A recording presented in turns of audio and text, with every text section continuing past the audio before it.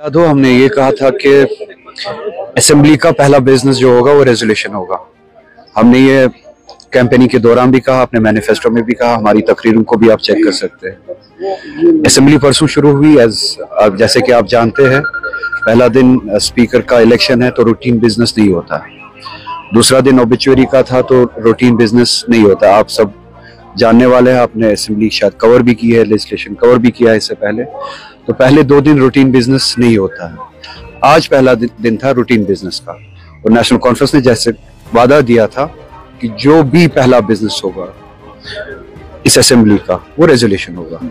और मैं शुक्रगुजार हूँ इस गवर्नमेंट का, उमर साहब का, सभी साथियों का, अपनी तंजीम का, जिन्होंने जो वादा किया था उस वादे को आज पूरा किया। तो ये यहाँ पे बात ख़त्म नहीं होती है। ये एक ऐसी जदोजहद है, जैसा कि मैंने इलेक्शन कैंपेन के दौरान भी कहा, उस जदोजहद का ये दरवाज़ा है, ये रास्ता है। आज वो रास्ता खोला गया। मैंने पार्लियामेंट में अपनी कैपेसिटी में, हम्बल कैपेसिटी में कोशिश की। असेंबली के ज़रिए वही बात पहुंचानी भी बहुत ज़रूरी थी। तो पार्लियामेंट में जो बात हमने की, आज असेंबली के ज़रिए जो बात पहुंची, तो ये कंबाइन होके रियासत की कंसोलिडेटेड एफर्ट से या मुहकम तरीके से जो बात पहुंचनी चाहिए थी वो आज मुकम्मल हुई। तो अब ये जद्दोजहद हमें आगे लेके जाना है। बीजेपी 2 इल्जाम लगा रही है। एक तो वो कह रही है कि जानिबदार रहे स्पीकर इस पूरे मामले में। दूसरा ये कहा कि उनका ये मानना है कि जम्मू का मैंडेट नहीं मिला है, जम्मू की आवाज इसमें नहीं। पॉइंट रियासत की मेजॉरिटी का मैंडेट है, बीजेपी जम्मू नहीं है। जम्मू के बहुत सारे रीजन्स के बहुत सारे मेंबर्स जो है वो नॉन बीजेपी मेंबर्स हैं। इसी तरह से कश्मीर से भी जो मेंबर्स चुन के आए हैं वो भी जम्मू कश्मीर को रिप्रेजेंट करते हैं। तो मेजॉरिटी जो है वो इस रेजोल्यूशन के हक में है, इस सेंटिमेंट के हक में है। आज आपको पता है स्पीकर्स के काम करने के तरीके पे बीजेपी हमें दर्श ना दे तो अच्छा ही रहेगा। पार्लियामेंट में आपको पता है कि स्पीकर कैसे बिहेव करता है।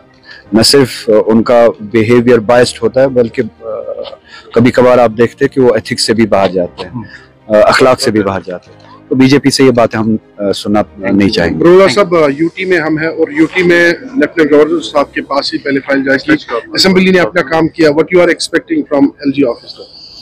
देखिए, ये मुझसे ये सवाल ना पूछे आप। एलजी's ऑफिस मेरे लिए कोई डेमोक्रेसी में कोई मानी ही नहीं रखता।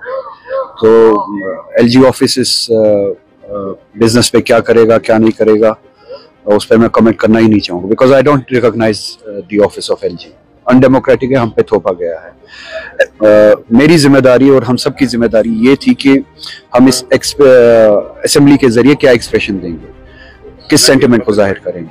और मैं शुक्रगुजार हूँ अपनी तंजीम का, अपने लोगों का, अपने साथियों का, अलायंस पार्टनर्स का भी किसी हद तक, कि वो जो हमने वादा किया था, जो लड़ाई लड़ने की हमने शुरुआत करनी है असेंबली से, पार्लियामेंट से तो पहले ही की थी, असेंबली से जो वादा हमने किया था वो शुरुआत हमने आज की। इंशाल्लाह मंतकी